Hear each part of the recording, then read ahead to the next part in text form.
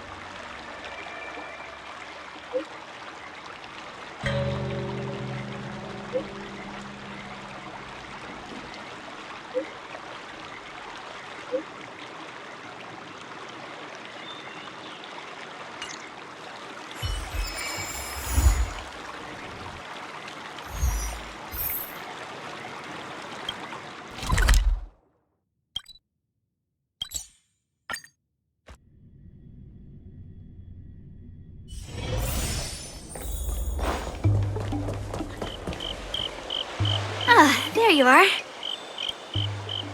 I was looking around before you got here. I already looked everywhere, but March 7th is nowhere to be found.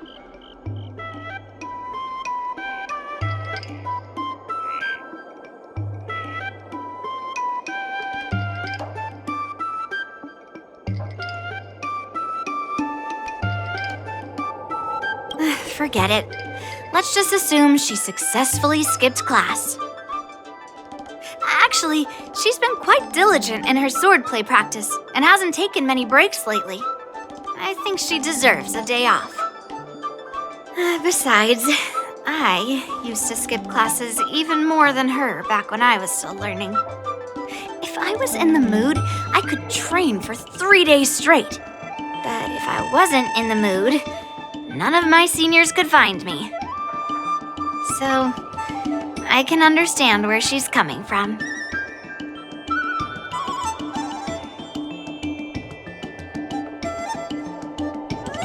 Don't make excuses for her.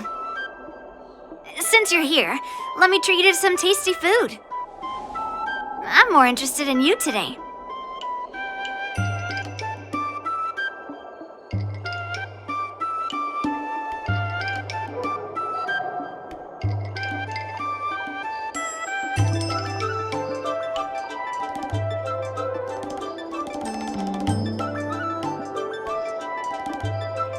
Let's walk and talk.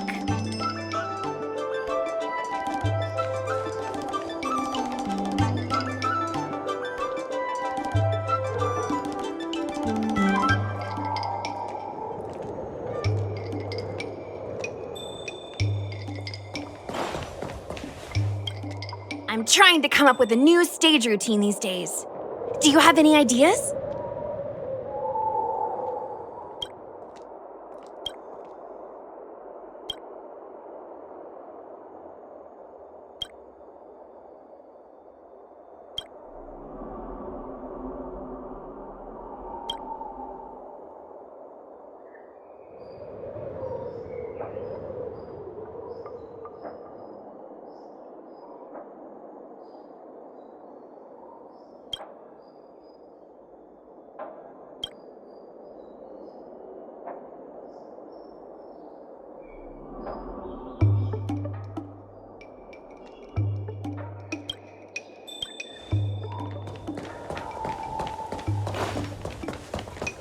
Lucia told me there's tasty food in Arum Alley.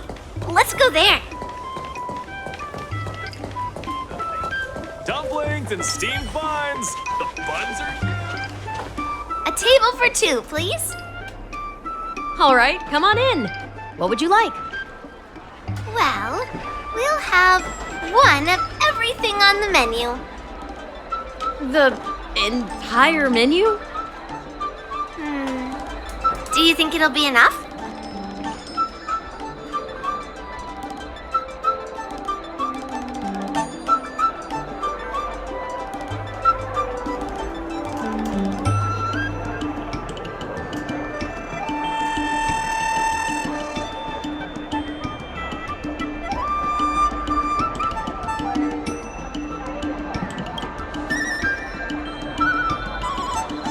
Oh, don't worry. There are two of us. Well, then I'll start making a few dishes, and if you need more, just let me know. Thank you.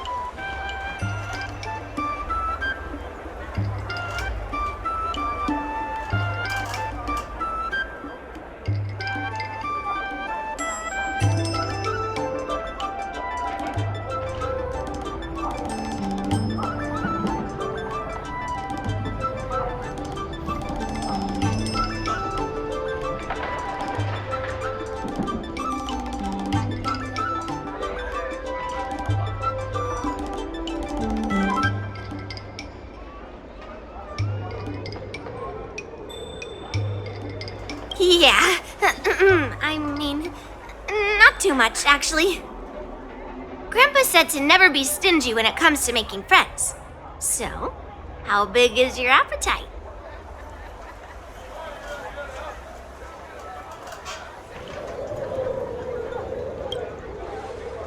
Ah, then eat to your heart's content.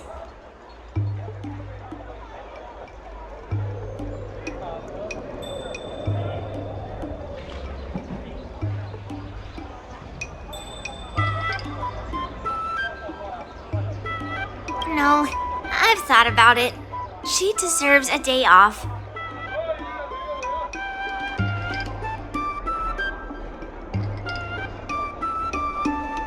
Well, to be more precise, I'm interested in your sword.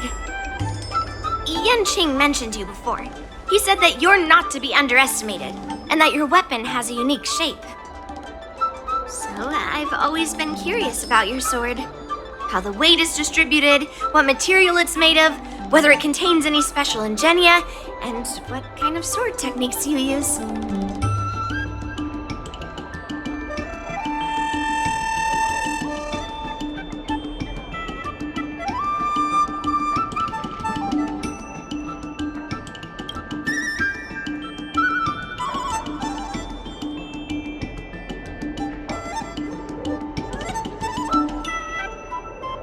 So, it really is a baseball bat. Grandpa said that a sword doesn't have to be constrained by its shape, so, in a sense, your bat is a sword too. He also said that a weapon mimics its master, so your bat actually reflects your habits and nature, you know? Let me guess. You're someone who doesn't follow the rules, enjoys improvising, and can handle yourself well against tough foes. Am I right?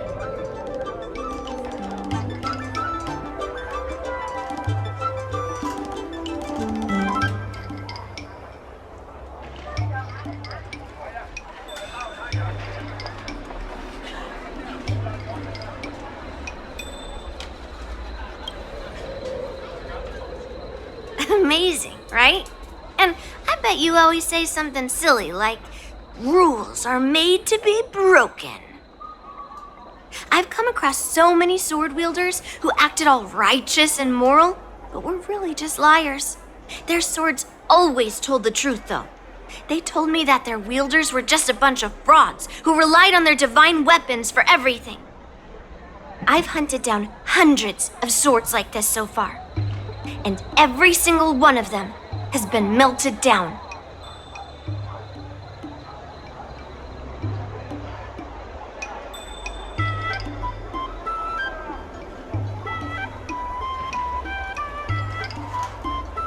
Yes, but only for those who cross the line. Melting their swords is my way of protecting those weapons. But just looking at a sword is not enough. Grandpa always says, words and expressions can be deceiving, but in a fight to the death, a sword's movements never lie. The war dance is just around the corner. You'll be participating, right? Miss Yun Li, for talented sword masters like you, the war dance is a perfect opportunity to show off your skills and make a name for yourself. But for people like her who have already made significant contributions to the Xianzhou, they maybe don't need to prove themselves on the war dance stage. It has been a while, Miss Nameless. And you are?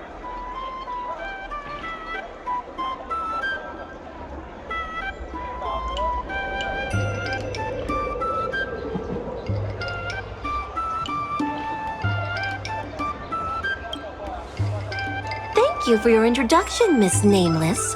I'm Shi Kuei, and I work in the Palace of Astrum as the secretary for the Helmmaster. I apologize for interrupting your conversation. I happened to hear you discussing the war dance. And since this person is an old acquaintance, I thought I'd come and say hello.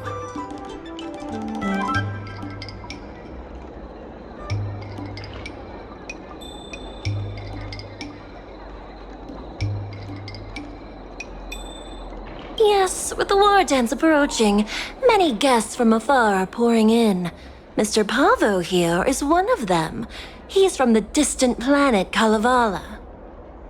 Mr. Pavo's planet recently joined the Pan-Cosmic Trade System. He brought his delegation here this time not only for business, but also to return something that belongs to the Xianzhou. Miss Shi Kuei, the word gift is perhaps more fitting than return.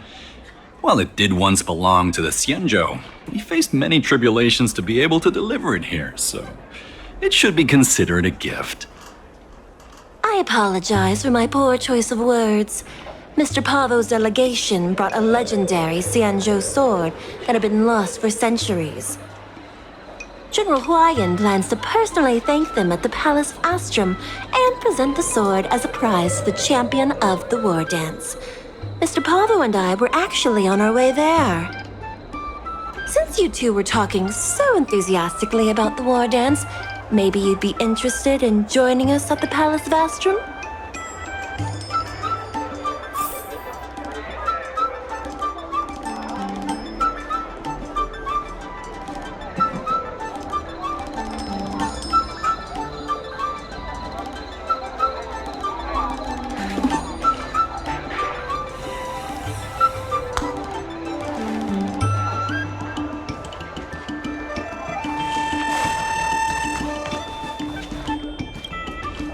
Nice to meet you both. The journey to the Xianzhou Lafu wasn't an easy one, but the scenery here is worth it. It's completely different from my homeland.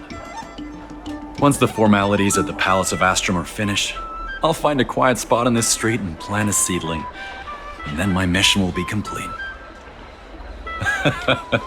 The Sword of Heroes will finally be returned to its rightful owners. I couldn't be happier.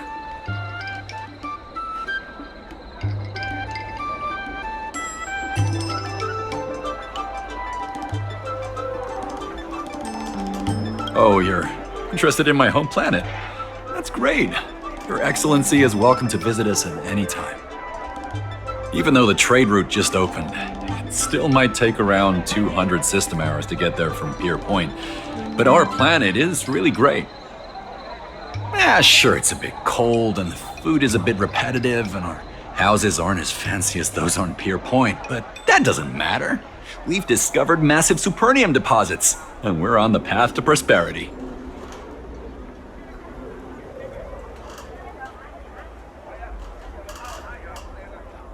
Oh, you mean the Mieka Kivesa? It's an incredible sword. That weapon helped the legendary heroes of my homeland slay demons, and is highly revered. It also has the power to choose monarchs. All the ancient kings of Kalevala received a sign from the sword, showing they were worthy to rule the land. According to tradition, each monarch would plunge the sword into a stone, and only a hero recognized by the sword could pull it out and ascend to the throne next.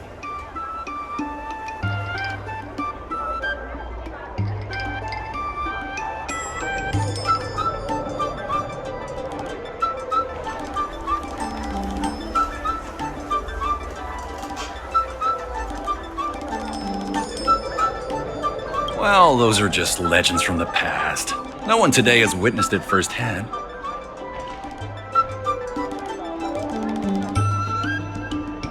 Well, times have changed, and now that we have a council in place, the idea of a sword crowning a king has become a joke. Besides, it wasn't a native of Kalevala who last pulled out the sword and recognized its connection to the Xianzhou ship. It was a visitor from afar. While the sword holds great historical significance for Kalevala, it doesn't truly belong to our world. The old-timers on council had a heated debate about whether to return the sword. They eventually unanimously agreed to let the Mieka Kivesa return to where it truly belongs. That's the best possible outcome. Wonderful. It's an honor to have so many people witness the sword's homecoming.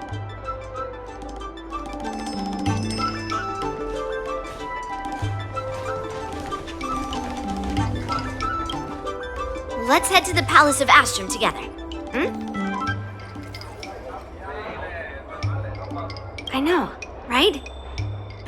Thanks to March 7th skipping class, we get to join in on the fun. Grandpa always asks me to go look at swords with him, but he hasn't said anything about this one. It's really weird. But now that we're invited, let's go and check it out.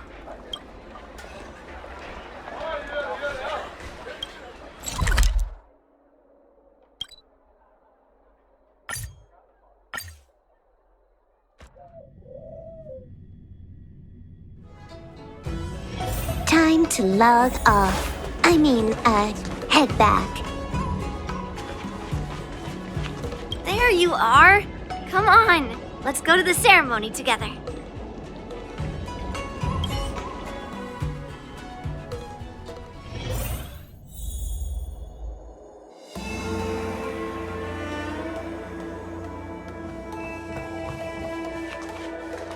Please allow me to offer a sincere compliment, my fair lady. Your beauty is as pure as a snow-white iris. Well, if it isn't my dear friend! Glad to meet you again. Who is this weirdo? Who is this knight? I am Argenti, a member of the Knights of Beauty. I was invited as a part of the Kalevala delegation to escort the legendary Mieka Kivesa back to the Xianzhou. May I have the honor of knowing your name? My name is Yun Li. What a beautiful name! I wonder if you have ever heard the holy name of the pure and flawless Goddess Adrilla. Oh, you're here, Yun Li. Didn't expect you to be so well informed. Well, now that you're here, don't forget your manners. Manners. Come on. You won't find another granddaughter as polite and well-behaved as me. Well, just remember this is a very serious ceremony. Sorry for keeping you waiting, Mr. Pavo. Now, let the sword gifting ceremony begin.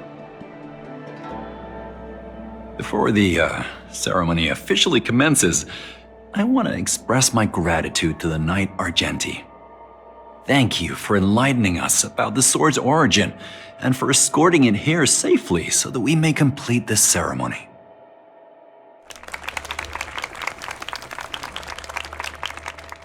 On behalf of the Kalevalan delegation, I, Pavel Kalistaya, am here to return the legendary Mieka Kivesa to the Xianzhou Alliance, its rightful homeland.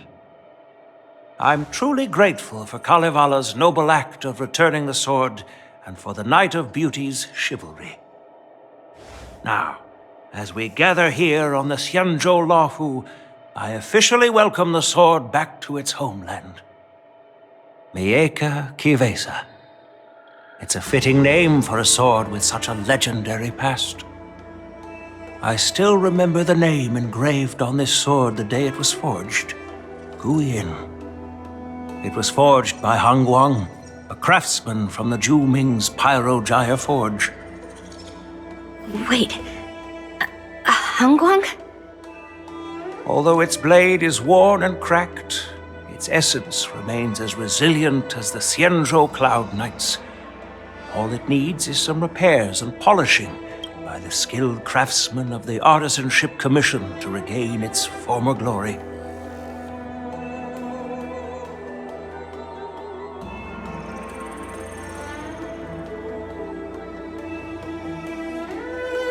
I've decided to entrust this sword, Gu Yin, to the Lawfu Artisanship Commission for Restoration.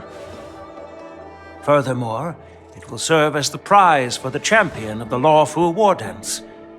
This sword will be wielded against abominations to protect our homeland and live up to the mission of the Kalevalan delegation that returned it from so far away.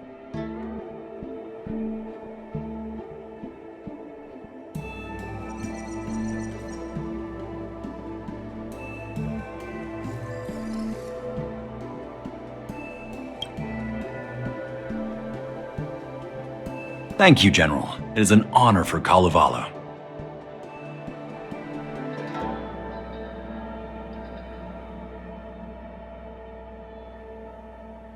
Now, esteemed knight and delegation members, please head to the Artisanship Commission, where... No! This sword was forged by Hongguang. Yun Li! These esteemed guests have brought back your father's last work. Where are your manners?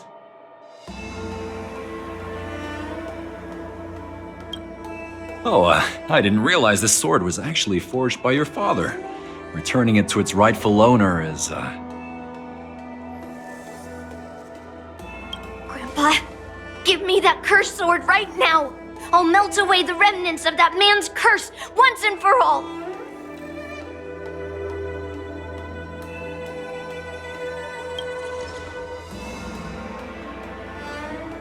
Don't be rude, Yun Li.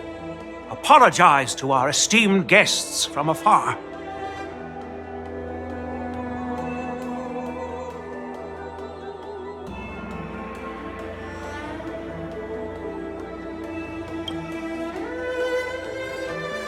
I'm sorry. I'm sorry for making a scene, but I have to melt down this cursed sword. I won't let it fall into anyone else's hands.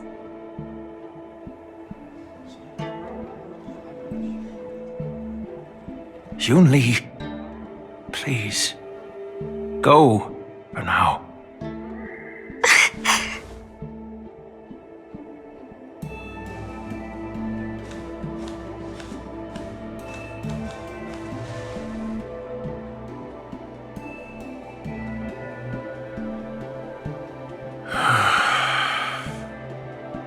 This is exactly why I didn't want Yun Li to know about this. I didn't want to create trouble, but trouble found its way here anyway.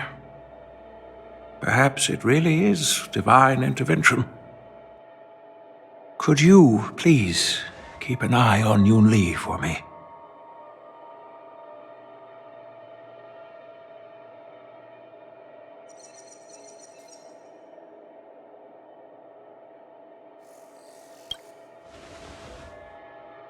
That is a tall order, but I'm counting on you.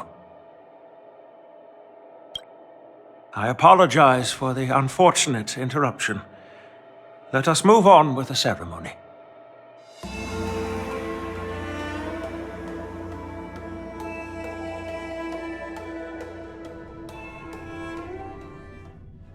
Unless I'm mistaken, Yun Li should be around here somewhere.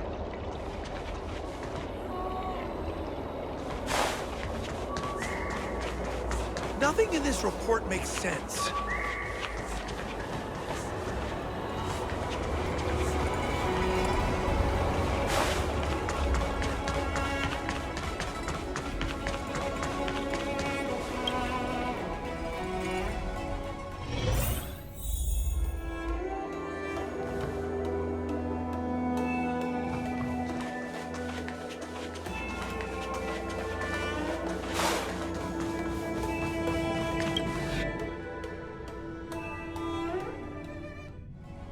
Unless I'm mistaken, Yun Li should be around here somewhere.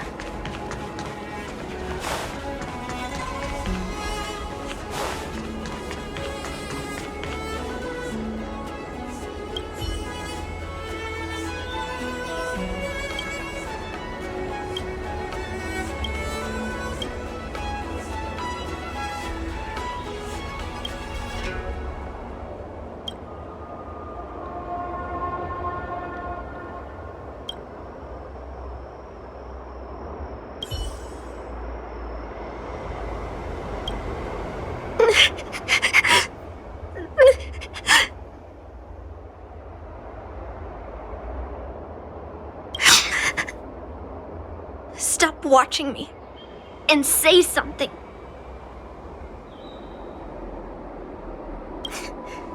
Did Grandpa send you to look for me? I bet he did.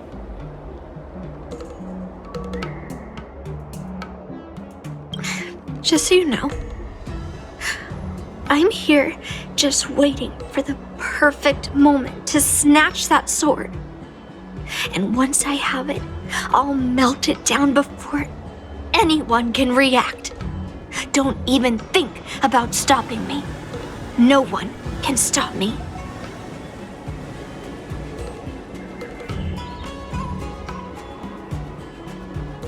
Grandpa sent you here. Surely he doesn't want you to help me. Have you heard of cursed swords? That sword is one.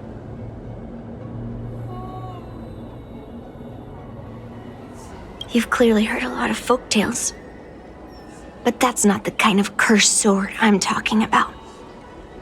A cursed sword lets anyone, even a complete novice, wield it with insane skill. Just by holding the hilt, even the weakest rookie can brandish it with incredible speed and strength.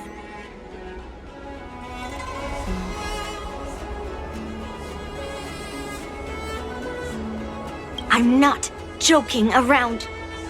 And I'm not making up some crazy story. While a cursed sword grants instant abilities to its wielder, it comes at a cost. It's like continuously adding fuel to the forge. With each swing, the sword drains the wielder's blood and essence. Day by day, the fuel will run out, leaving nothing but an empty husk. Soon enough, it will no longer be a person wielding a sword, but a mindless, killing machine, consumed by bloodlust and murderous thoughts.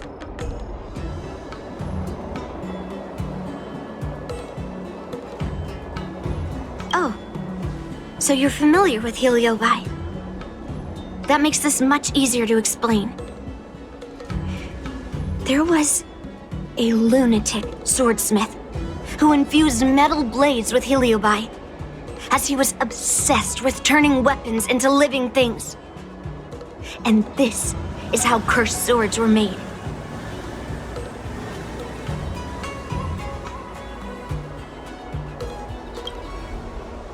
I know, I shouldn't have caused a scene at the sword gifting ceremony. But I've thought this through.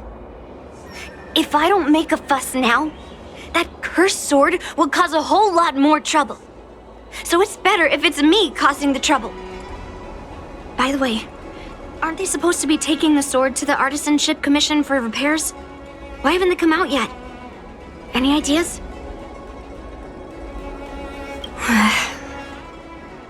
Looks like they're not going to show up here. I'll just head straight to the Artisanship Commission. It doesn't matter why Grandpa chose that sword. I won't let it fall into anyone else's hands. I'll track down every single sword he forged and melt them down one after another. Just like I've been doing all these years. I have to go now. Is she planning to sneak into the Artisanship Commission and steal that sword? Maybe I should keep an eye on her. That's a hefty battle she's under.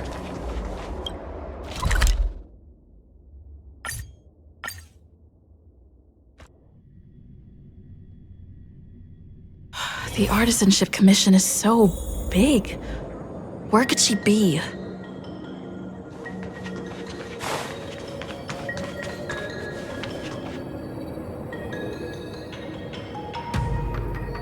Just a while ago, a girl came up to me, all fierce and demanding directions.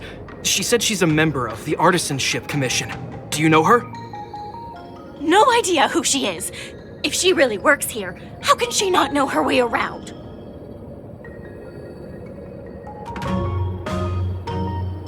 Yeah, she wasn't big at all. That weapon of hers was pretty intimidating.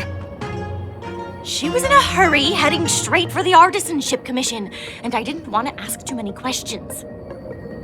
She said something like, "I'm a member of the Artisanship Commission. Where do you keep your precious stuff?"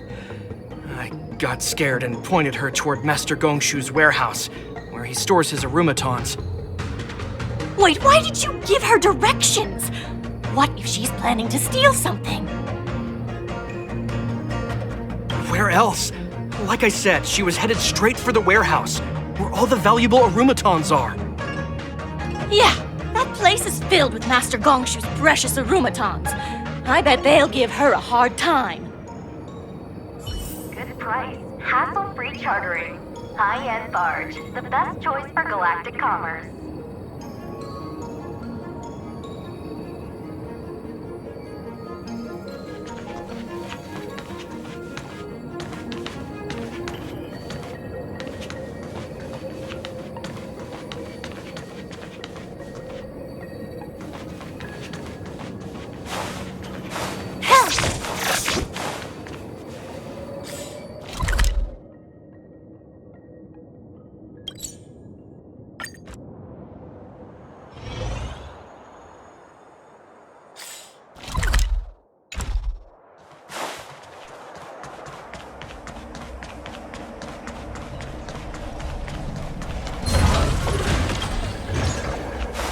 Ready when you are.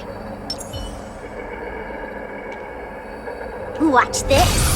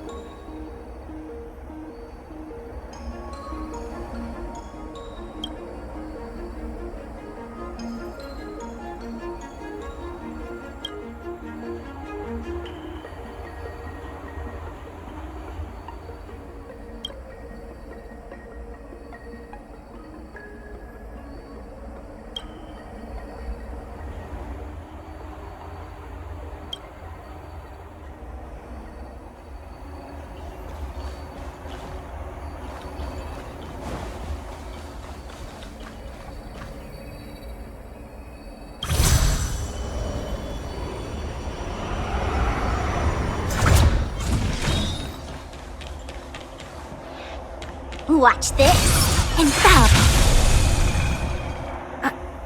What are you doing here? Look, if I get into trouble, it's my problem. I don't want to drag you into it. Fine.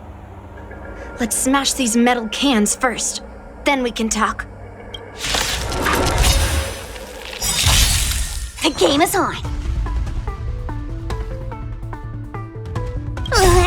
Can you find the answer?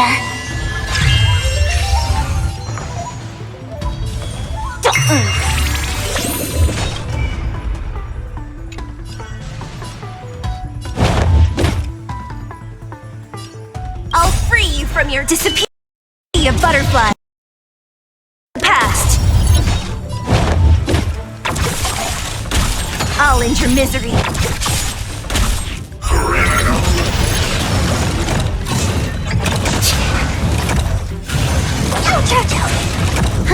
More enemies. Converge and awaken!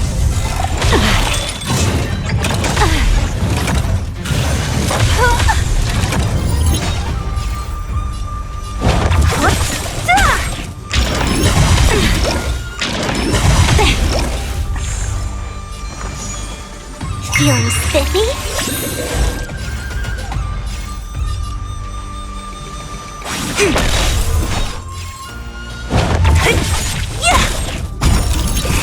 I'll end your misery.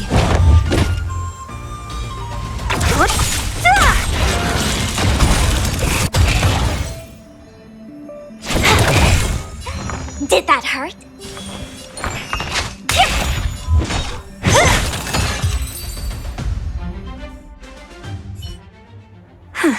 That was the last of them. Thank you for helping me out. This place is heavily guarded, but there's nothing but arumatons. Where is the arsenal?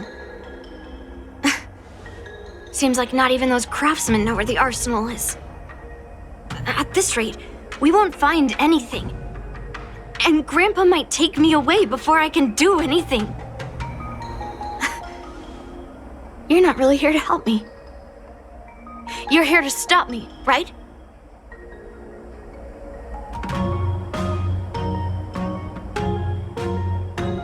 No, it's not.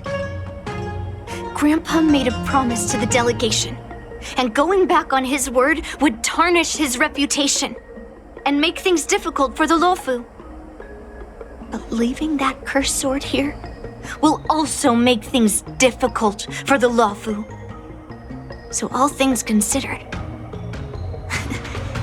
the best outcome is for me to melt that sword down and take all the blame. You probably think I'm being impulsive and unreasonable, right?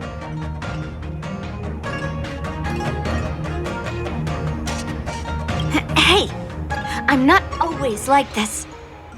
It's all because of that cursed sword.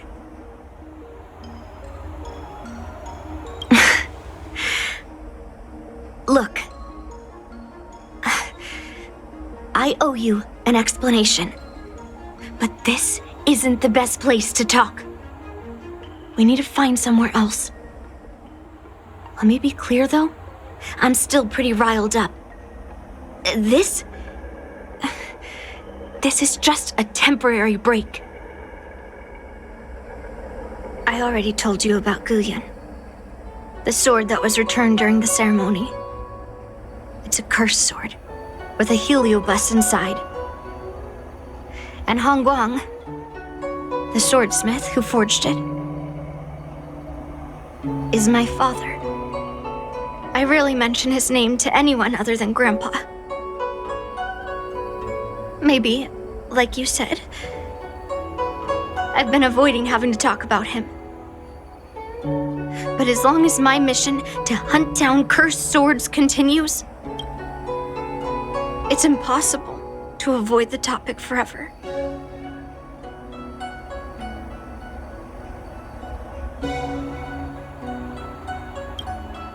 For some reason, I feel like I can open up to you. Honestly, I don't remember much about him. All I know is that the Pyrogyre Forge used to be a bustling place, with people from all over coming to get one of his swords. They called him the greatest master craftsman since Yingxing.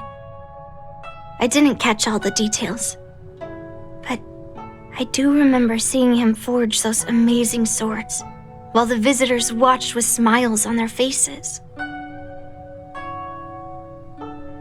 I used to believe that craftsmen brought happiness to others.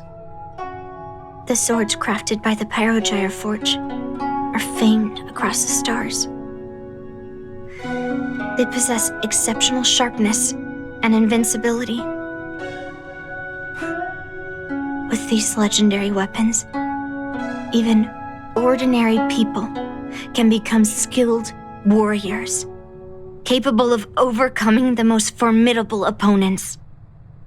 But then, he became obsessed with becoming a famed swordsmith and started crossing all sorts of lines. He forged cursed swords that should never exist. And all those people who desired those twisted swords started flooding into the palace. However, just like Grandpa said, those who excel with the sword will eventually suffer by it. The palace was overrun with visitors from afar. Some left empty-handed. Others got swords that didn't fulfill their desires. And some even resorted to stealing. And in the midst of all the chaos my father created, he ended up being stabbed by one of the swords he forged. It was so sudden and unexpected. Everything went silent for a moment. All I could hear was the sound of bones breaking and blood pouring out. I was frozen in place, unable to move. It was only when my mother pushed me away from the deadly swing of the cursed sword that I managed to escape. I don't remember much after that, except for the pounding of my heart and the sound of my own gasps of breath. I could hear the smiths in the pyrogyre forge shouting, "Run away, Yunli!" And the screams of agony. My tears wouldn't stop. And I couldn't see anything. I kept gasping for air until I collapsed in a pool of blood. If General Huayan hadn't arrived in time, I probably wouldn't be here talking to you now. After that, General Huayan took me in and treated me like his own granddaughter. To me, he is 100 times better than my sinful father. He taught me forging and swordsmanship. Han Guang paid for his sins, but his troubled legacy must not go unchecked. According to the records, he forged a total of 1,382 heliobus cursed swords, and 182 of them had unique designs. When I joined the Pyrogyre Forge for training, I made a vow to hunt down all those cursed swords. So far, I found 312 of them, and Guyan will be my 313th. Like all the other cursed swords, I'll separate it from the heliobus.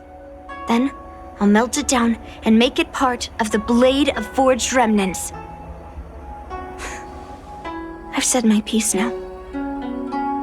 Even though it'll be tough for Grandpa, I still have to melt down the sword.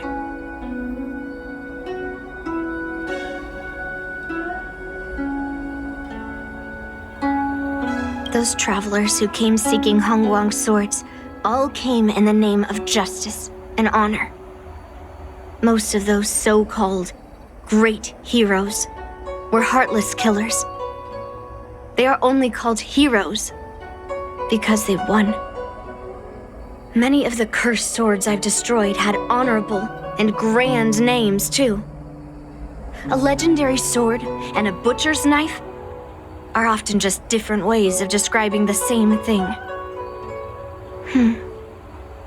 Somehow, after talking to you, I feel like I've cooled off a bit.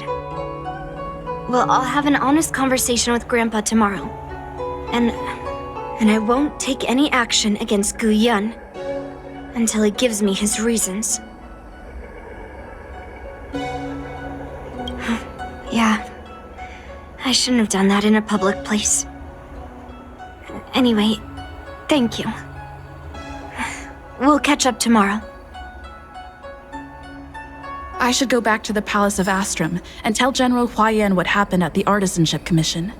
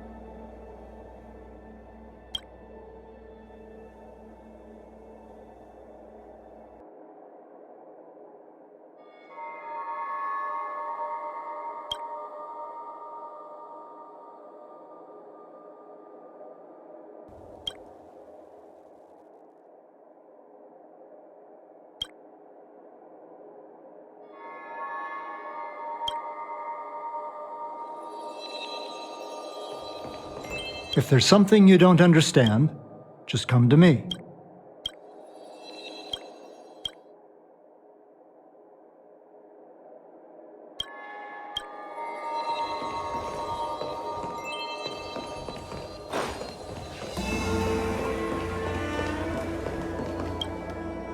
My granddaughter didn't cause any trouble, did she, young lady?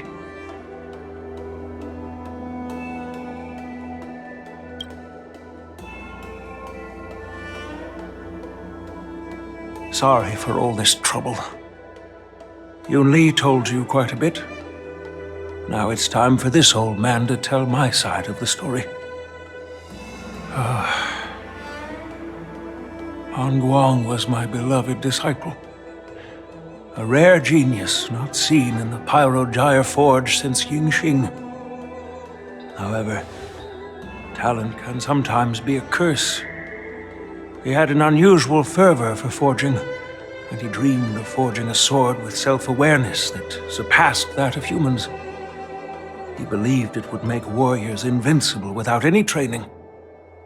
According to him, while weapons of mass destruction like Zhu-Ming flames and alchemical arrows can destroy many enemies, true victory lies with soldiers who fearlessly fight, ready to lay their lives on the line.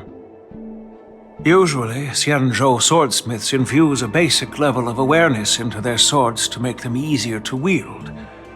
But even then, soldiers need to experience countless battles to overcome fear and sharpen their instincts.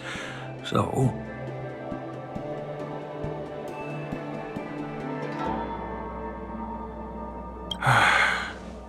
by infusing Heliobi into swords, he managed to forge weapons that could grant their wielders strength and valor, and even make decisions for them. However, weapons are different from regular tools. They are meant to kill, plain and simple. After countless battles, all the anger, fear, and bloodlust are soaked up by the Heliobi within the swords. The soldiers wielding them not only gain strength, they also become consumed by the malice, turning them into puppets possessed by the swords. No matter how noble Han Guan's intentions were, those weapons, soaked in blood, turned into cursed swords eventually. Later, Outworlders got wind of what he was doing and encouraged him to keep forging cursed swords. They came up with all sorts of reasons, from taking back their kingdoms to slaying demons. And you know what happened next. That massacre took her parents' lives, and the lives of many craftsmen in the Pyrogyre Forge. Yun-Li managed to survive, but she couldn't escape the horrors of that day.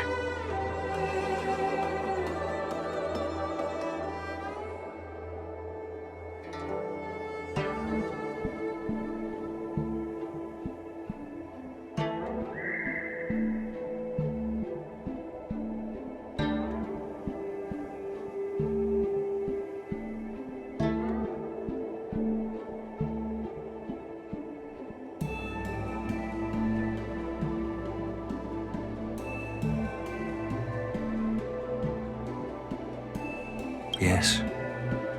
I don't want her to spend her whole life trapped under her father's shadow. She doesn't deserve to carry the weight of his mistakes. Despite her vow to hunt down and wipe out all cursed swords, fulfilling that vow requires immense effort. Traversing the starry seas in search of the swords is like finding a needle in a haystack. And to reclaim those swords, she has to duel the bloodthirsty wielders, teetering on the edge of life and death. She has taken back over 300 cursed swords, and has suffered the same number of fatal wounds. I took her in to give her a chance at a normal childhood, not to send her on a sword-hunting journey. Even if she manages to melt down all the cursed swords one day, what will she do with her life after?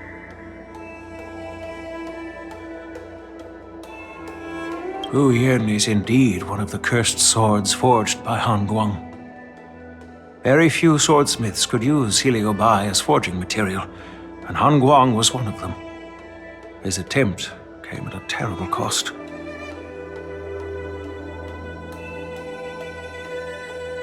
I thought this sword could be an opportunity.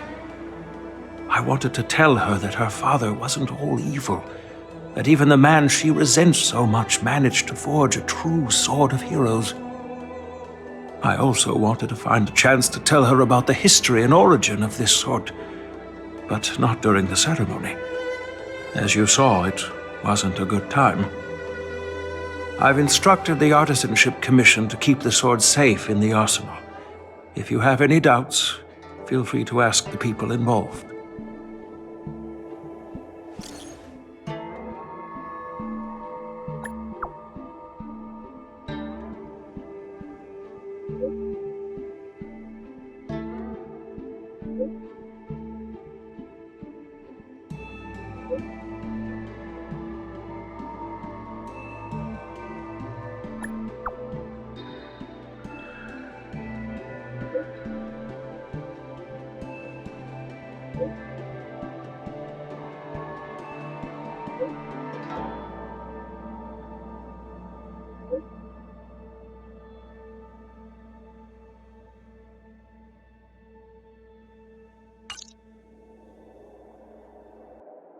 Since my granddaughter mentioned talking to me tomorrow, I'll be waiting for her.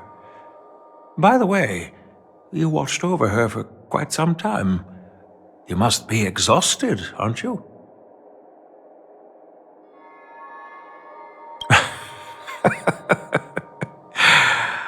I'll be counting on you then. Time to go back and find that class-skipping March 7th.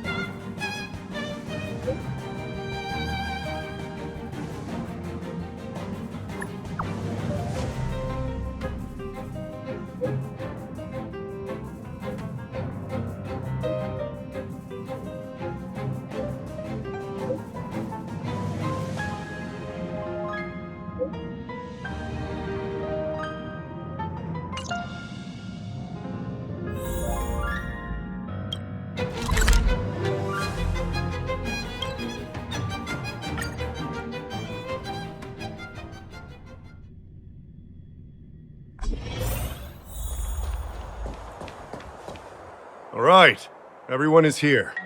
It's time for questioning. Yun Li, I'm sure you understand why the official called you here, right? Yeah? But I didn't steal the sword!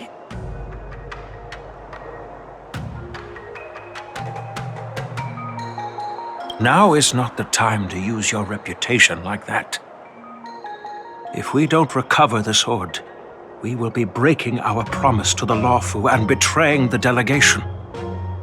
We're counting on you to find the truth, Official Dahao. Yes. It's my duty to thoroughly investigate the case. Even though Yun Li is firm in her words, we can't just rely on her testimony. After everything, the sword still got stolen. They should have given it to me from the beginning.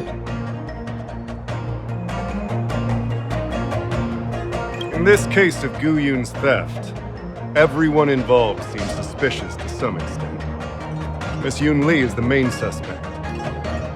First, during the sword gifting ceremony, Yun Li openly expressed her intention to steal the sword. She even mentioned it multiple times. After the ceremony, she broke into the Artisanship Commission and destroyed arumatons in an attempt to get the sword. Am I right? That's true. The Realm Keeping Commission inspected the arsenal where Gu Yun was stored, and there were no signs of forced entry through the doors or windows. The only possible entrance or exit was a small window gap, just a few inches wide.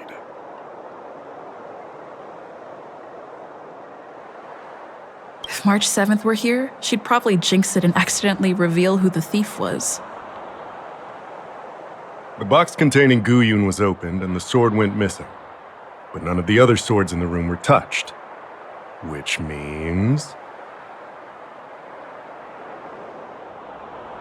Yeah, I don't think it was stolen on a whim. Exactly. The suspect had a clear motive and took only Gu Yun. So, besides the ceremony participants, only the delegation members had access to the sword.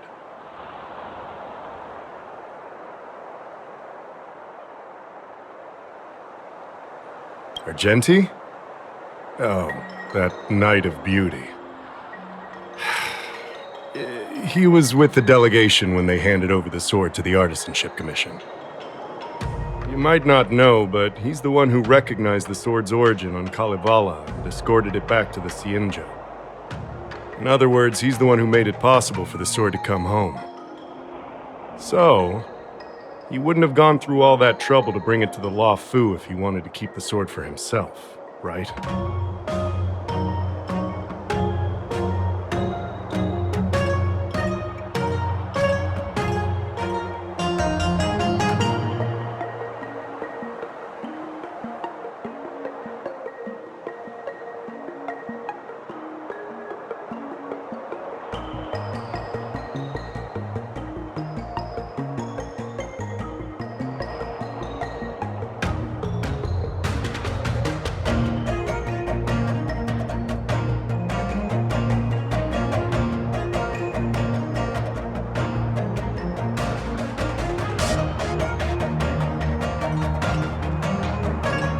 Master Gongshu checked the work records, and I questioned all the craftsmen and apprentices who were on shift at the time. But I didn't find any suspicious individuals.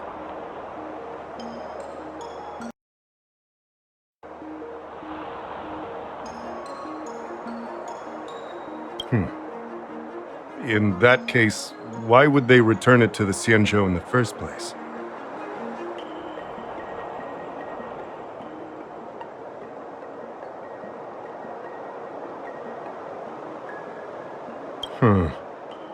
That makes sense.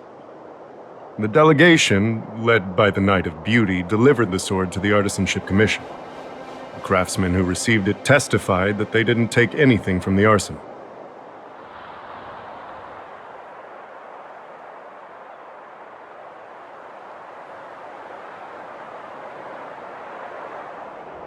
So, did you steal it? Then stop joking around. I can prove that she came to me after leaving the Artisanship Commission, so she couldn't have stolen the sword. To put it simply, not everyone who's seen the sword has been to the Artisanship Commission, and not everyone who might want the sword has seen it. So, the only remaining suspect is Miss Yoon Lee. Fair enough. So, I didn't steal the sword. well, when you've eliminated the impossible, whatever remains, however improbable, must be the truth.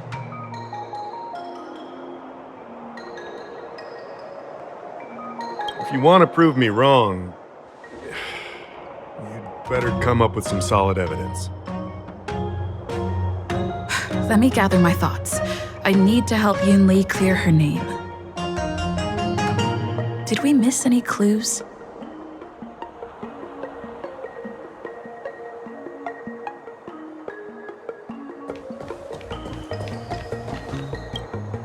I don't want to make things difficult for official Dahao. Let's do this his way and prove my innocence. If I can find that cursed sword, I can prove my innocence right away.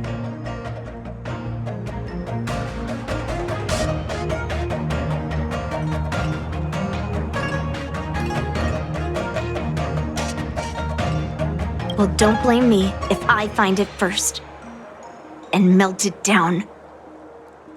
There's something else bothering me. Why would the thief take the sword, but leave the case behind? Did they melt down the sword like I wanted to?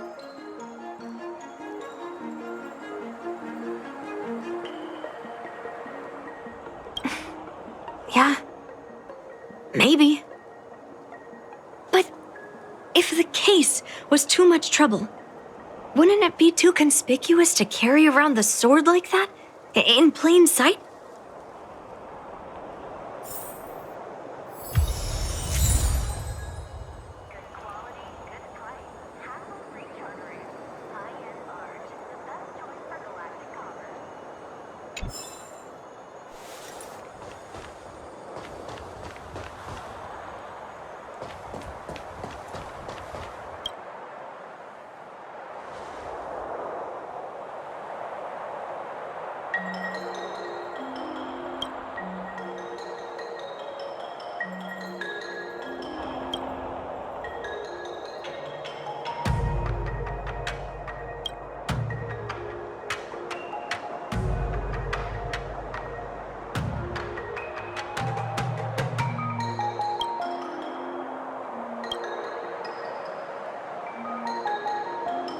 So, the thief took the sword from the case without picking the lock?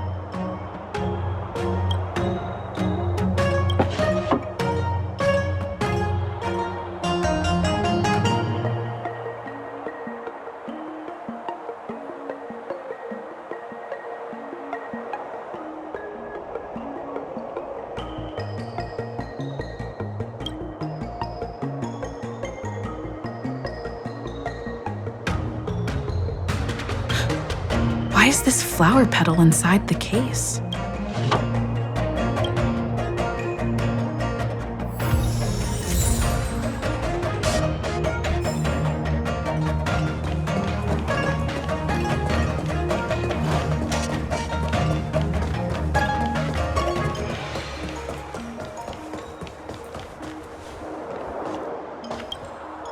Who could have thought that the Mieka Kivesa would be stolen?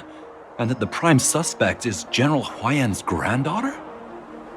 Regardless, we've accomplished our mission, and now it's the Xianzhou's problem. By the way, why did that girl call it a cursed sword? It's quite upsetting.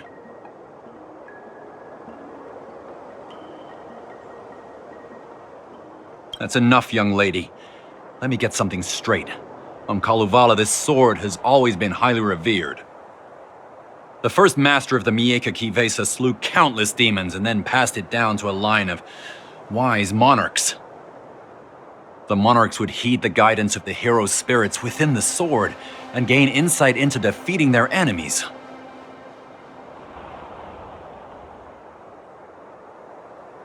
What is, Helio?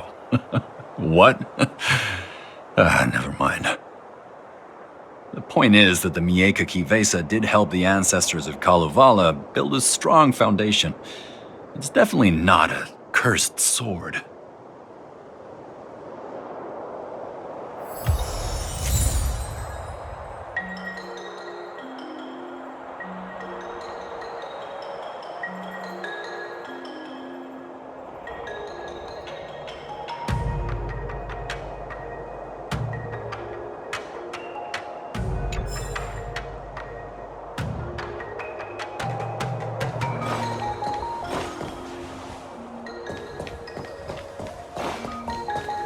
If you've found any clues.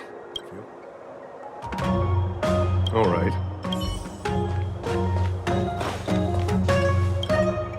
Yes, I received your message yesterday and went to the arsenal to check on it. But when I went back this morning, all that was left was the case. I don't know anything else, so asking more questions won't help, I'm afraid. However, as the Master Artisan of the Artisanship Commission, I've got to clarify something. Even though the sword was stolen, this commission is still highly secure. Wait, no. I just remembered. My precious aromatons was smashed.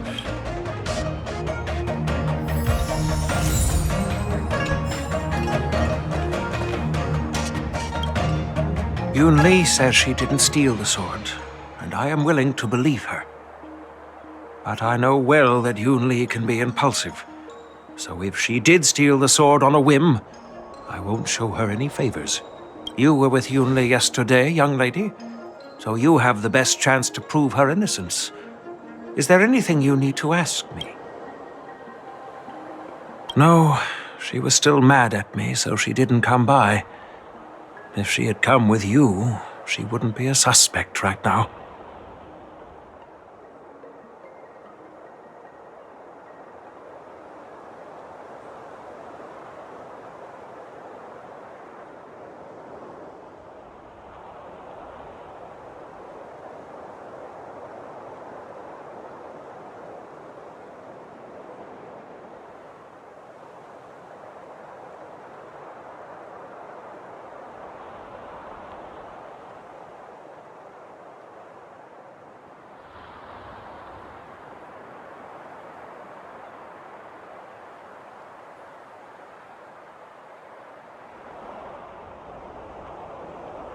After the ceremony, Argenti carried the sword case, and together with the delegation, they were escorted by the Cloud Knights to the Artisanship Commission. The artisan there confirmed that the sword was safely stored.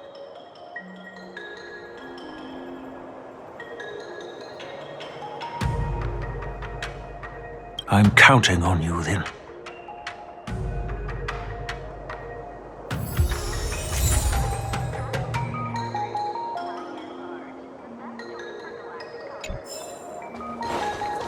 If you've found any clues. Thank you. But I'm not sure if I can convince Mr. Daw how. 100% sure. Fine. Let me go through my reasoning again, and you can interrupt if anything feels off. Throughout the entire incident, there was only one suspect who broke into the Artisanship Commission, and that was Miss Yun Li.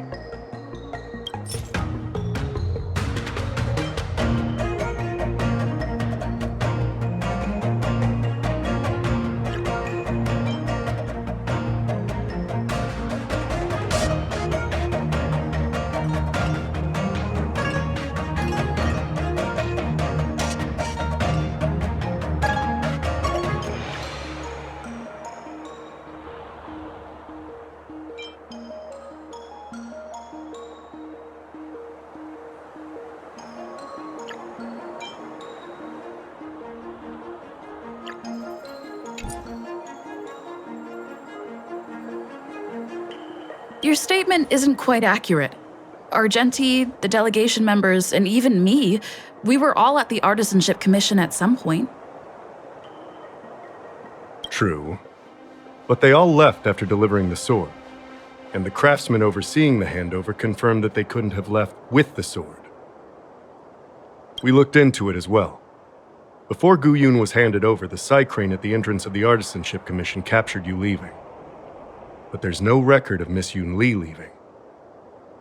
Why would I dare leave through the main entrance after smashing the aromatons? Throughout the entire incident, there was only one suspect who broke into the Artisanship Commission, and that was Miss Yun Li.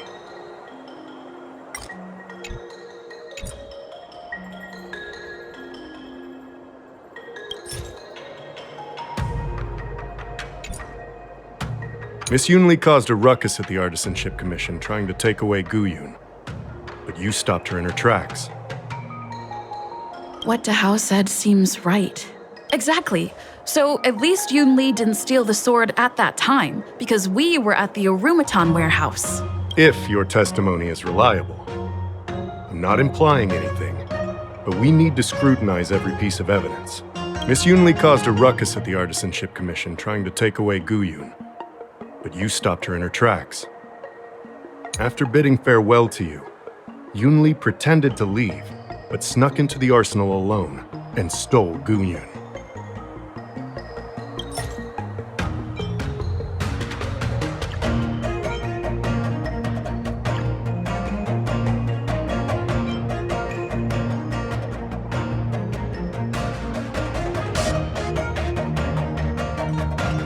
Wait, you messaged Master Gongshu? I had no idea. Well, that's some solid proof right there. However, it only proves the sword wasn't stolen up to that point. I didn't do it! After bidding farewell to you, Yun Li pretended to leave, but snuck into the arsenal alone and stole Guyun.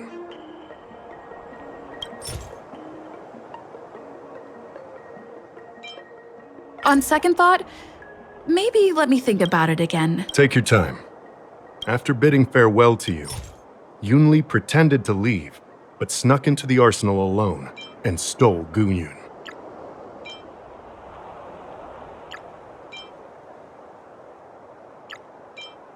On second thought, Take your time.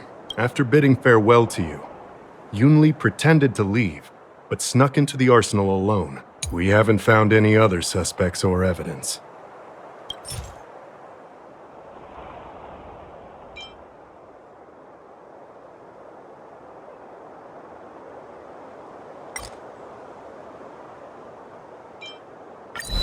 I found this in the crevice at the bottom of the case.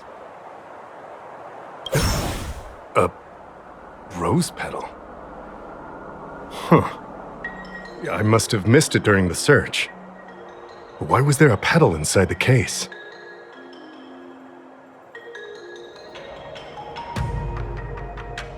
I don't know. But I do know that wherever that Knight of Beauty goes, he always leaves behind a trail of rose petals that's almost impossible to clean up.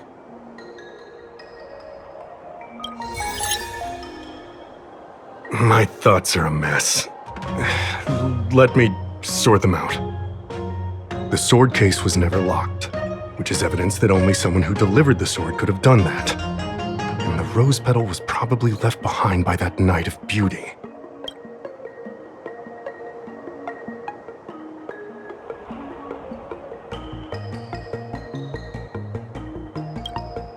But how did he manage to take the sword from the Artisanship Commission? Why did he steal it after returning it here? And why would he leave that petal in the case? I know. Guyun flew out of the case on its own. The Knight of Beauty only unlocked the box to aid its escape. Don't be ridiculous. How can a sword escape from a case on its own? You've never seen a flying sword before? I've only heard about the Mieka Kifesa being able to fly in legends. But even if it could fly, why would the Knight of Beauty do this? Like I said, the sword contains a heliobus. Argenti must have been under the control of the sword. Maybe he was under its control even before you arrived on the Luofu. Official Dahao, where can we find that knight? Let me see. The docking location of Argenti's ship. The one and only. Let's go. We've got to find Argenti before that sword completely takes over his mind.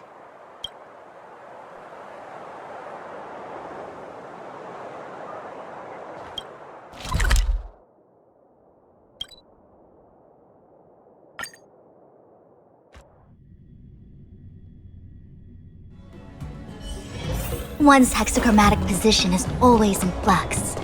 Planning is paramount. You can't change it.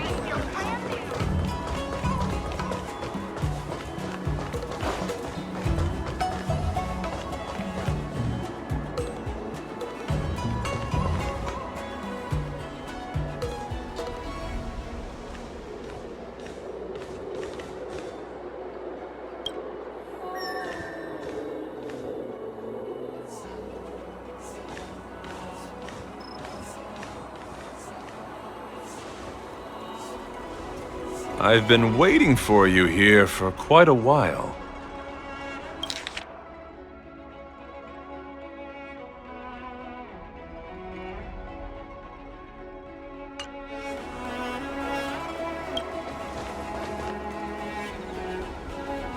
Knight of Beauty.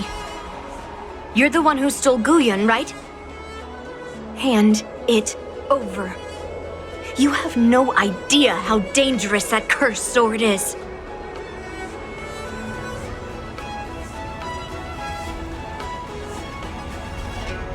Dangerous? In my humble opinion, the real danger is always the hand wielding the weapon. Yes, I did.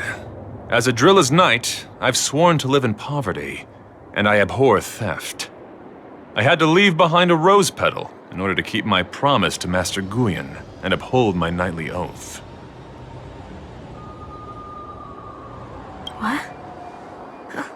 What do you mean? I agreed to assist Master Guyun in its escape from the Xianzhou. As the person who pulled it from the stone monument, captivated by its beauty, I must not let it down. I couldn't stay in the arsenal to convince the craftsmen, nor did I want to take the sword like a thief. That's why I left behind a small piece of evidence that pointed to my identity in the hope of an open and honest conversation with you.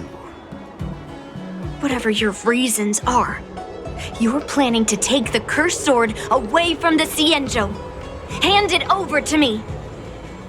Back then, it was the beauty of Master Guyun that impressed me, so I willingly embarked on the journey to return the sword. But unfortunately, Master Guyun's homeland is no longer the ideal place for it to return to. As a Knight of Beauty, I must not abandon it halfway. Oh no. He's completely captivated by the power of that cursed sword.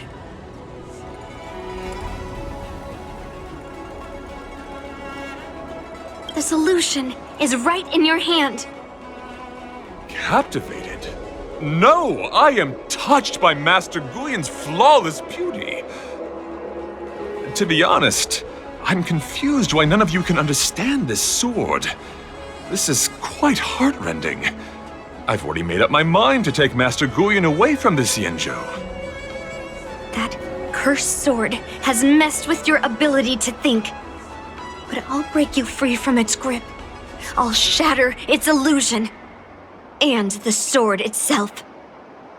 Fair lady, if you're intent on taking away this person, this sword that is under my protection, please engage me with a fair duel according to knightly etiquette.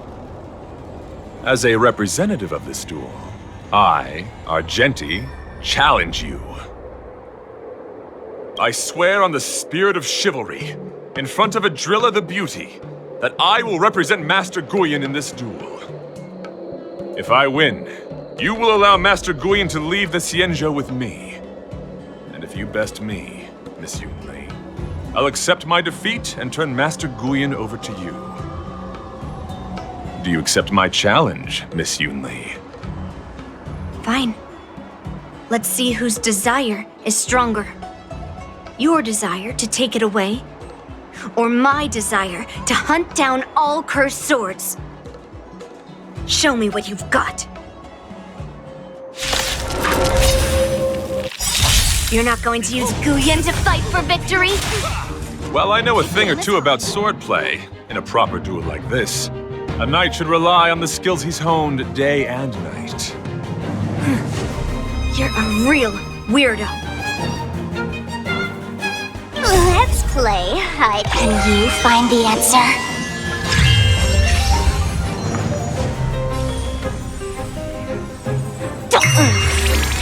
Don't mess with me.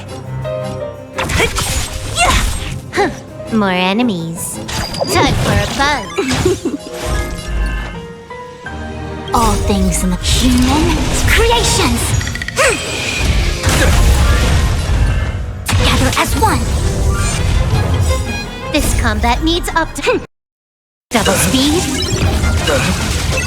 Let the duel commence. Put forth all your might. No matter. Let's play for a while. Feeling spiffy?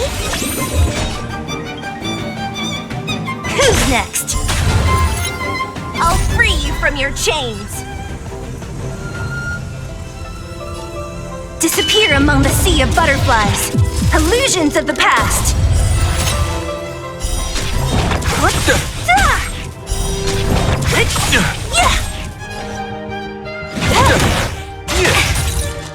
Let thy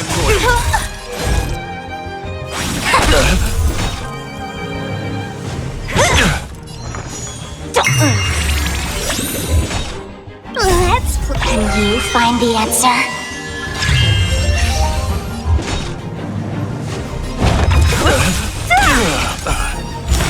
Bear witness. You're fighting a gentleman. Can I have fun this time?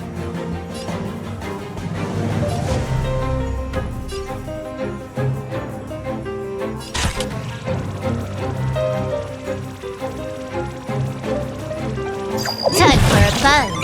I'll free you from your chains. Disappear among the sea of butterflies.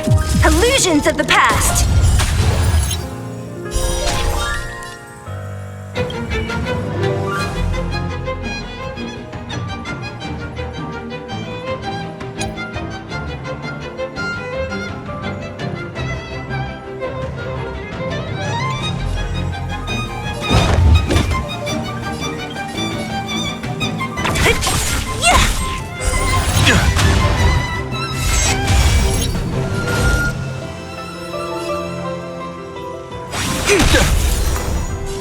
Feeling spiffy?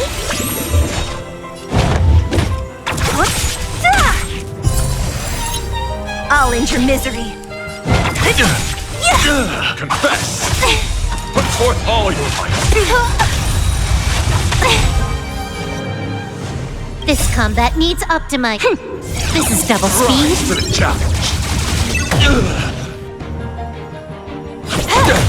Let the duel commence. Put forth all your might. Yin and yang. I'll go easy this time. What a headache. I'll free you from your chains. Disappear among the sea of butterflies. Illusions of the past. For chivalry.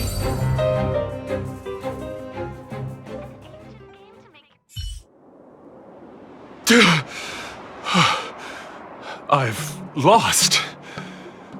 According to the rules of a knight's duel, I should keep my promise and hand over the sword to you.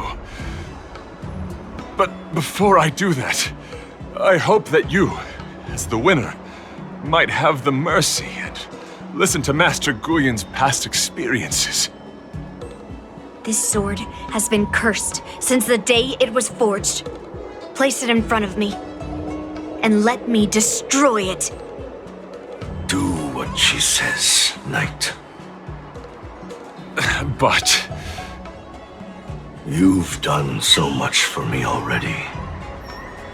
It's time for me to face her alone.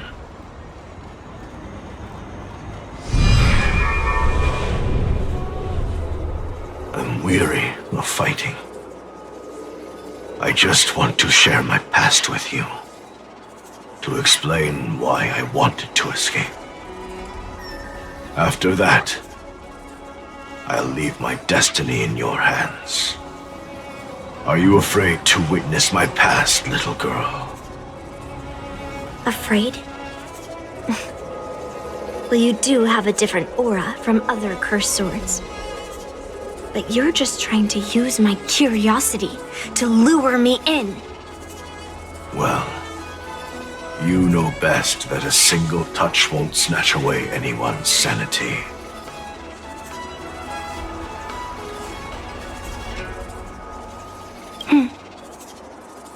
Fine. Show me your past.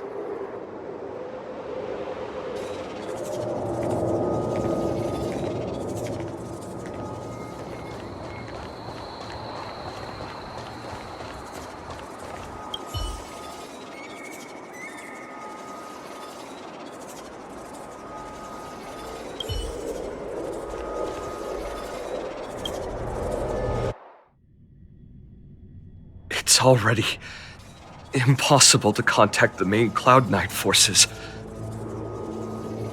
What awaits me will be a long and lonely war. Follow me. Is this your memory?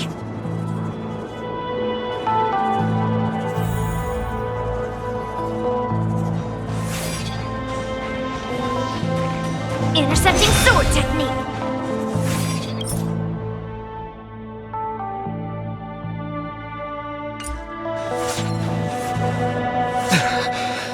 It's so cold here.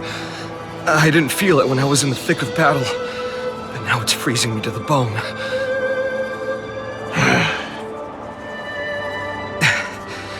You're indeed a masterpiece from the Xianzhou Juming.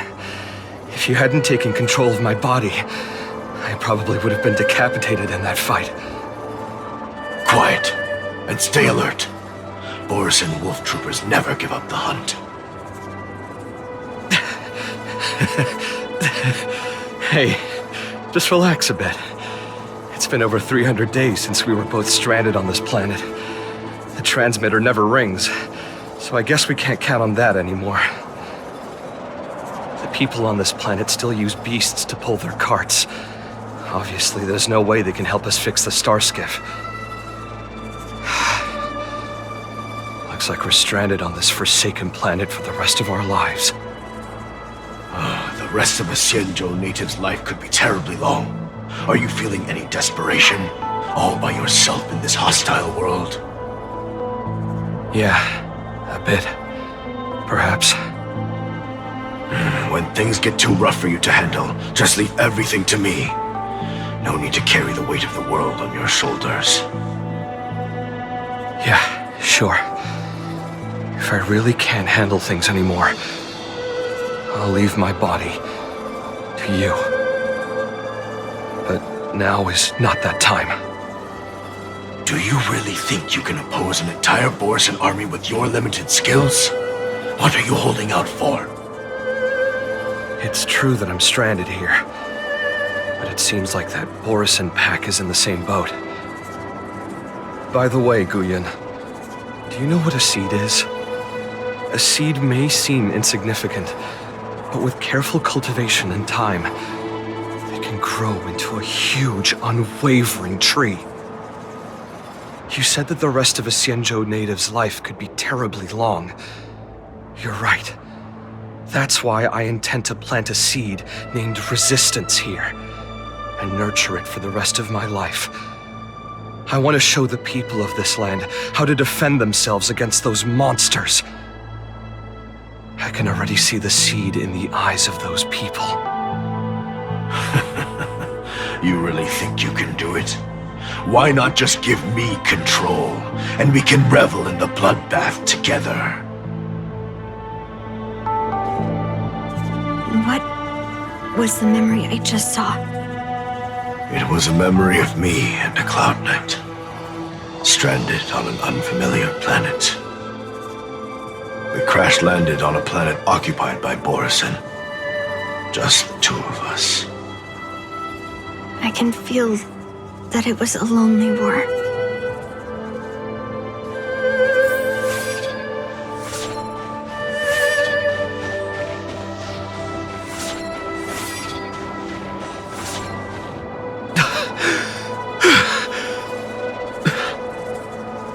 I'm alive.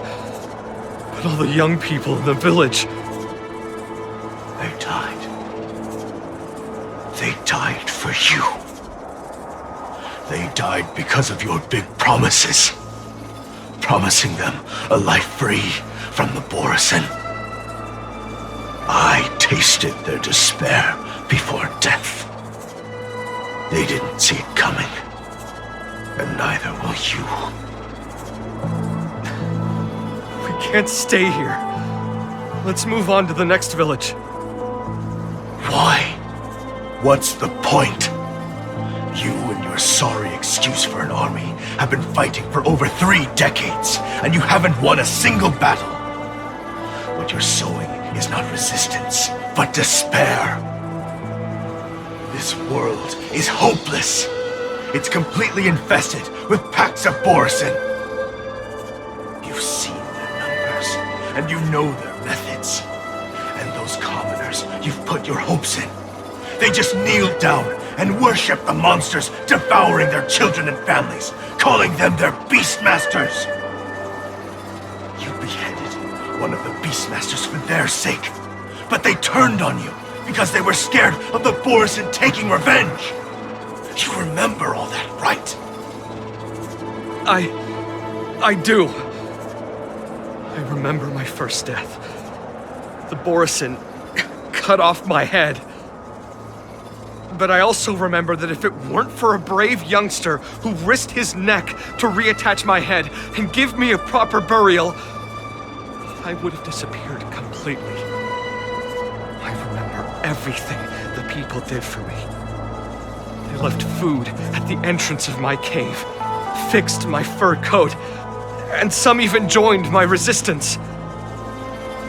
The rest of the Xianzhou native's life is still terribly long. There will be new youngsters who will stand beside me in battle. Time is on our side.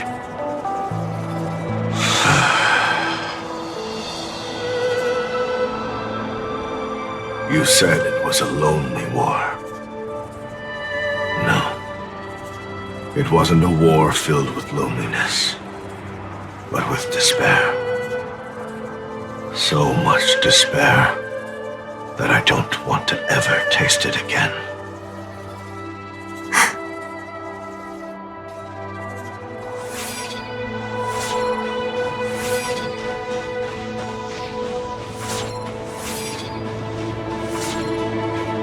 I'm leaving. Where are you going, Your Highness? I'm returning to my homeland. A distant place beyond the sky. I'm not coming back.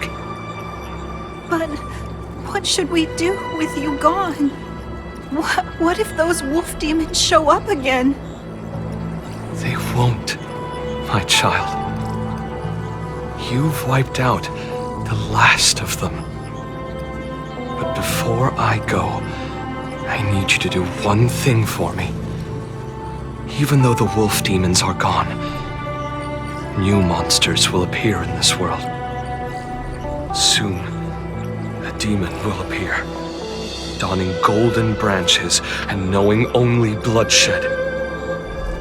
However, fear not, my children. I'm entrusting you with this sword that's been with me in countless battles. Use the skills I've taught you over the years, and you'll surely defeat that last demon. But that's not all. I need you to construct a stone monument for me.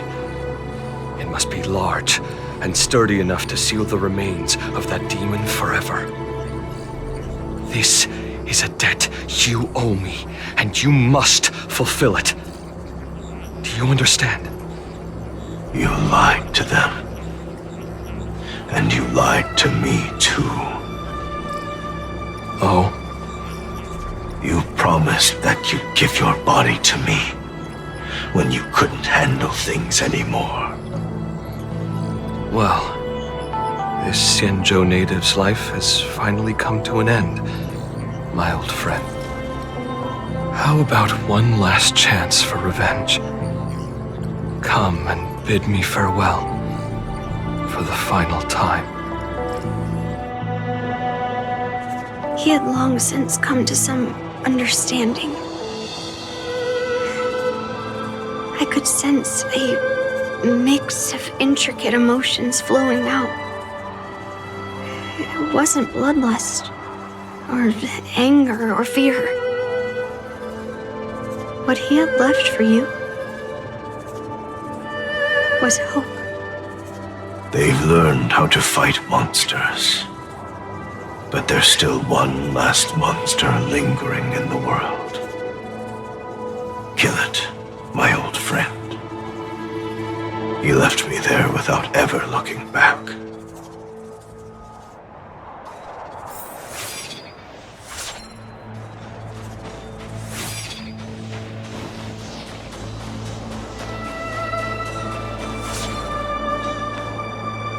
Thank you, my old friend. Heliobi can taste human emotions. How do my emotions taste? My old friend.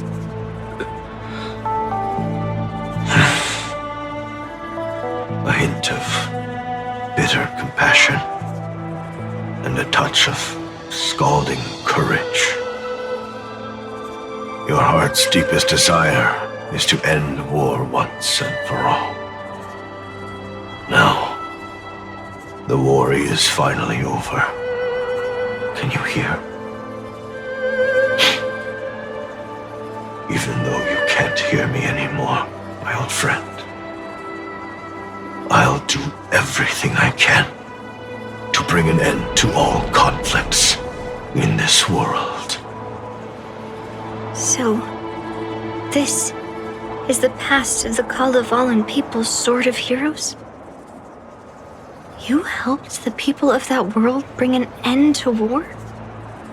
No, I did not. I am a weapon, and I only became the cause of more conflicts.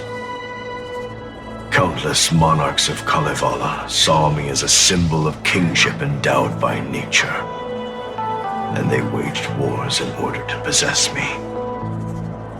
I grew tired of their wicked intentions. I didn't want to kill for anyone anymore. So I returned to the stone monument where my master was buried. And since then, no one was able to remove me from it. But you allowed Argenti to take you away? Because even after all this time, I still wanted my master to come home.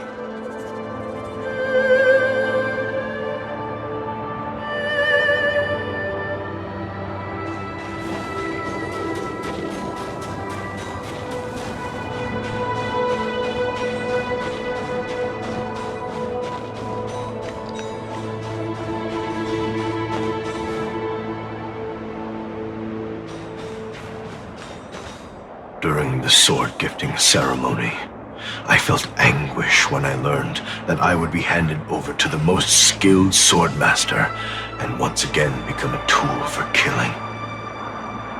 My master had engraved his deepest desire into my blade. End war. As a weapon, my purpose was predetermined from the start.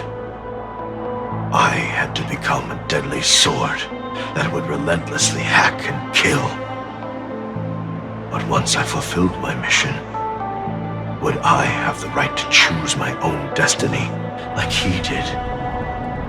So, I asked the Knight of Beauty to help me break free from this never-ending cycle of bloodshed. These thousands of years have naturally turned into memories of mine. I think I understand the beauty the knight was talking about now. I don't want to be a sword that brings death. My war ended long ago. The years spent as a tombstone were my finest.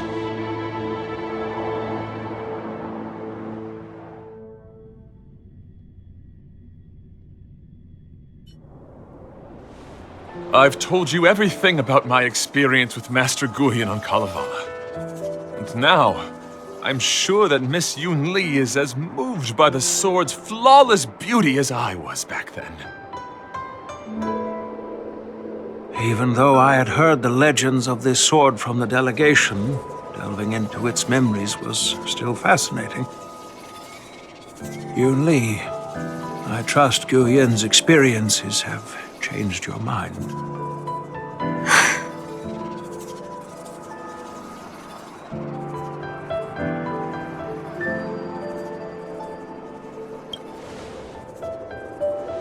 It wasn't until I held Guyan in my hands that I could sense its thoughts and unspoken words.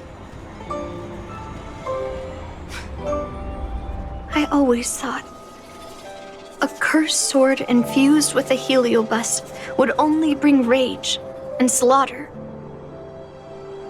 I never thought someone could leave behind the desire to end war, and even change the nature of the cursed sword.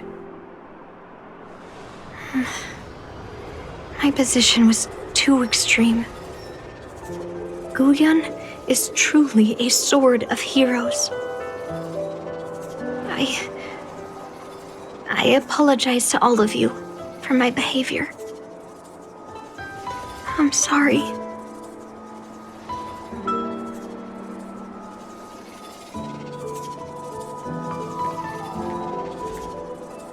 Now that we've proven Miss Yun Li's innocence and found the sword, should we now return it to the arsenal? No. I'm still going to melt down this sword.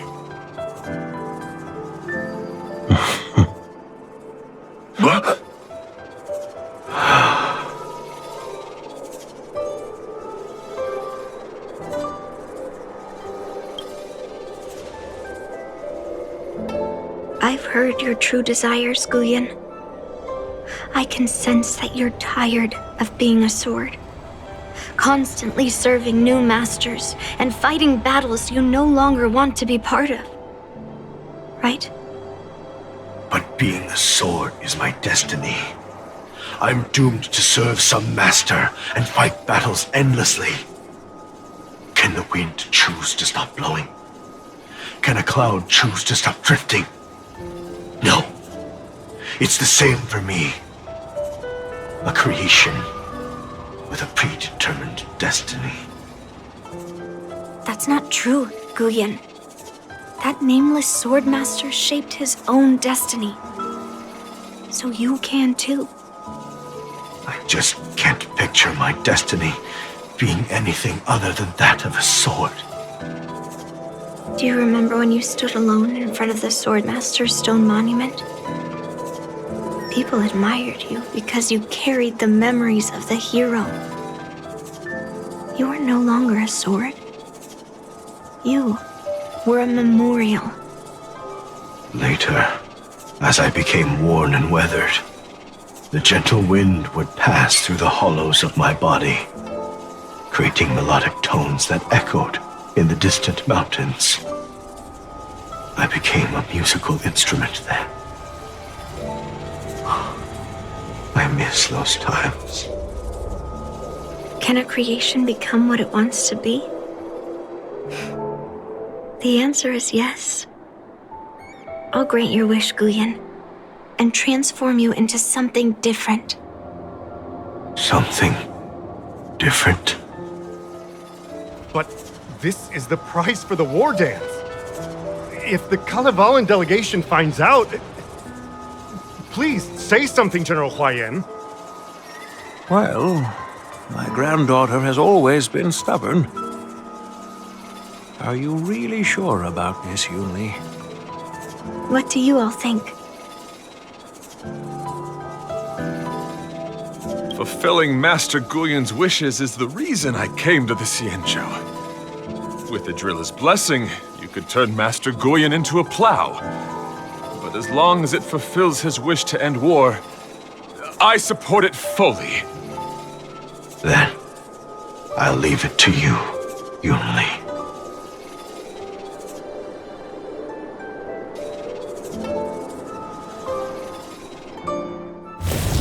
It's been an honor getting to know you like this. The honor is mine. Thank you, Yunli.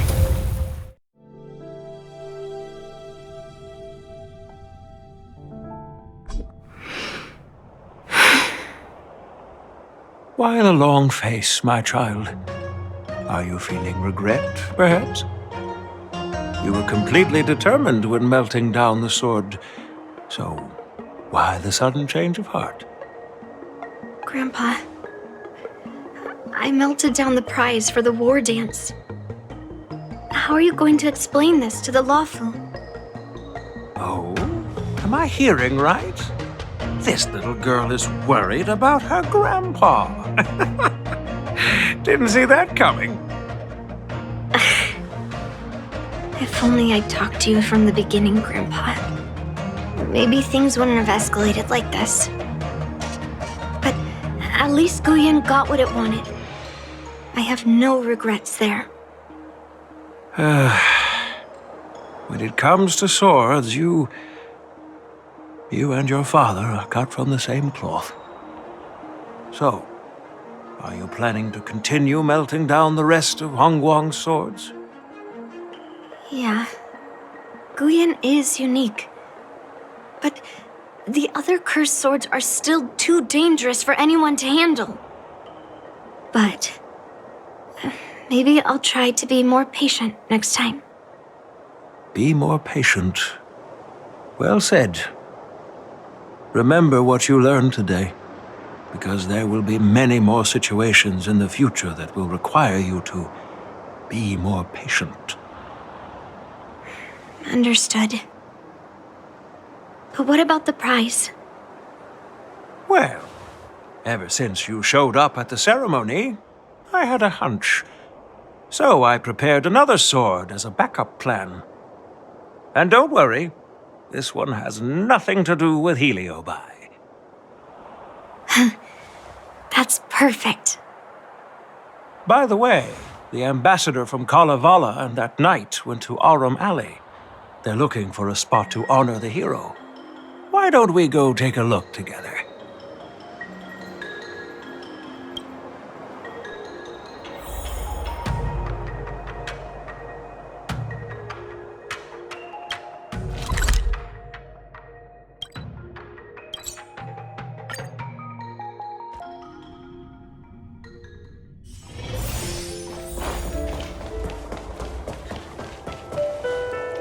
Oh, General Huayan. What brings you here?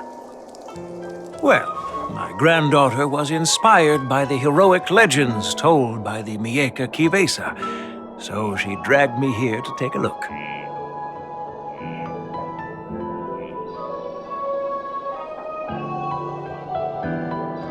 I come from a long line of Kalevalan monument keepers. For generations, my family has guarded the stone monument left behind by the nameless hero. Over the centuries, a golden tree sprouted from under the monument, and its branches have never withered. We Kalevalans see it as proof of the hero's existence. Before leaving Kalevala, I took a branch from that golden tree, hoping to plant it here to represent the hero returning to his homeland. That sounds good. We Xianzhou people don't make coffins or set up memorials, so I'm sure he would be happy to rest here where life is bustling. The hero had asked our ancestors to carve something into the monument, so I made a copy of it too. While the inscription is pretty worn with age, perhaps you can still make out some of it. I have drifted far from my homeland and am on the brink of death. Yet, I take solace in having honorably fulfilled my duties. Should you feel compassion for me, kind traveler, please take a handful of soil hence and bring it back to the lawful. Mr. Pavo, I wonder if that hero ever left a name in your history. I apologize, but the hero's epic battles happened long ago, and he did not leave any name for us to call him. but in our mythology, he came from the heavens, and so we call him the Cloud Knight. Welcome home, Cloud Knight. Now, you can also rest here, Guyan.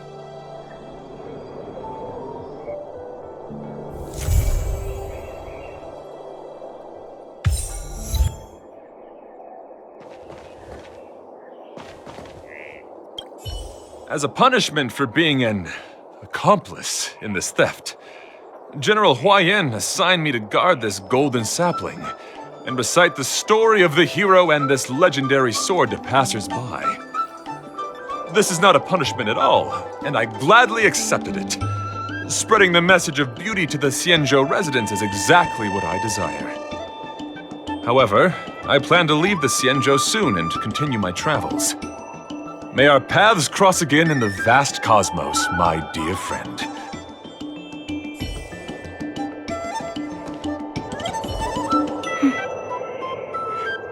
I'm feeling a bit emotional. I'd like to stay here for a while. Thank you for your guidance. I'm truly grateful. By any chance, would you be interested in taking sword lessons with me? Like March?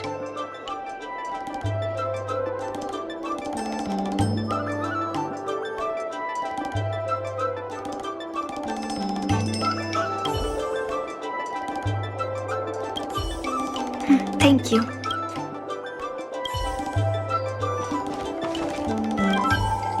Now that my mission is accomplished, the delegation will be leaving the Xianzhou Luofu soon. But of course, the experiences here will become an epilogue to the hero stories. This golden sapling will become a part of the everyday scenery of the Xianzhou. I believe it's what he would have wanted.